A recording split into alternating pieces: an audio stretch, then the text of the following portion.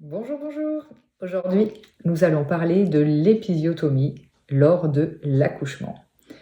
Je me présente, Angélique, accompagnante périnatale et cofondatrice de Naître Perle, qui est une association qui est dédiée aux professionnels et aux familles autour de la périnatalité.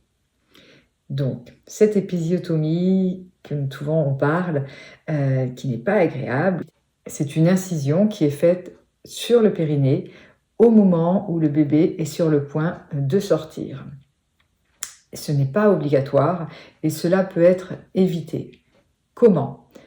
Plus vous allez avoir un accouchement physiologique, un accouchement aussi où vous allez décider au niveau de la position d'être sur le côté ou d'être accroupi ou d'être debout, eh bien, cela va souvent éviter l'épisiotomie. Pourquoi?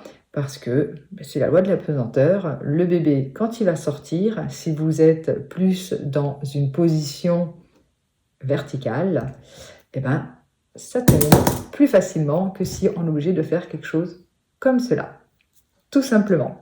Alors, quels sont les inconvénients de cette épisiotomie?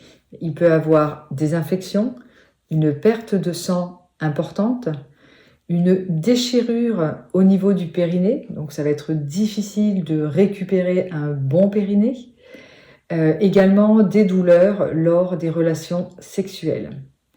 Alors, qu'est-ce que l'on peut faire pour soulager si on a une épisiotomie?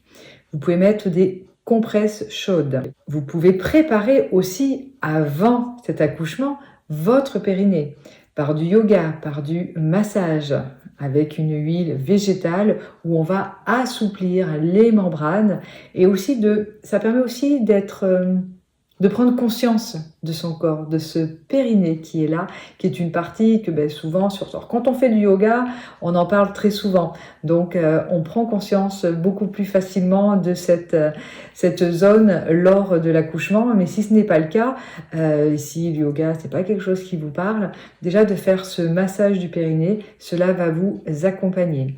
Également aussi, des fois, il est bien de faire des soins énergétiques car notre périnée peut aussi ne pas vouloir faire ce qu'il a à faire parce qu'il y a des mémoires qui peuvent venir de vos lignées. Donc en faisant ces soins énergétiques, vous pouvez également libérer ces mémoires qui sont inscrites dans votre corps.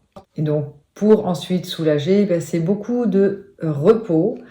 Ça va être de trouver aussi des positions confortables, donc souvent avec un coussin pour éviter d'être en appui direct sur votre périnée. Alors les compresses chaudes que vous avez parlé, là c'est plus au moment, c'est vrai que je ne l'ai pas précisé, pardon, ça va être au moment de l'accouchement, de mettre des compresses autour, cela va aider justement à qu'il se dilate plus facilement. Alors que par contre, après s'il y a eu épisiotomie, pour pouvoir soulager, de mettre du froid, là, cela va vous faire du bien. Alors, si vous faites de la toilette vraiment avec des produits très doux, de toute façon, c'est le mieux. Même ce qui est mieux, c'est que de l'eau.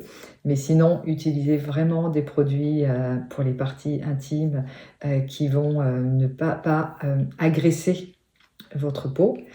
Également en homéopathie, vous allez pouvoir trouver aussi des compléments qui vont vous aider. Et le miel, voilà, de le poser aussi, vu que c'est un cicatrisant naturel, cela va accompagner plus rapidement à la cicatrisation. Donc, évidemment, quand il y a eu cette épisiotomie, donc il est refermé par des points de suture qui vont être là pendant quelques semaines. Donc évidemment, pas de sport non plus. C'est après avec votre médecin qui vous dira quand vous pourrez déjà faire la rééducation du périnée et pouvoir reprendre une activité physique adaptée au début pour ne pas solliciter trop ces muscles du périnée. J'espère que cette vidéo vous a plu. Si c'est le cas, je vous invite à la liker, à la partager et à vous abonner à ma chaîne YouTube, Le Trousseau Angélique.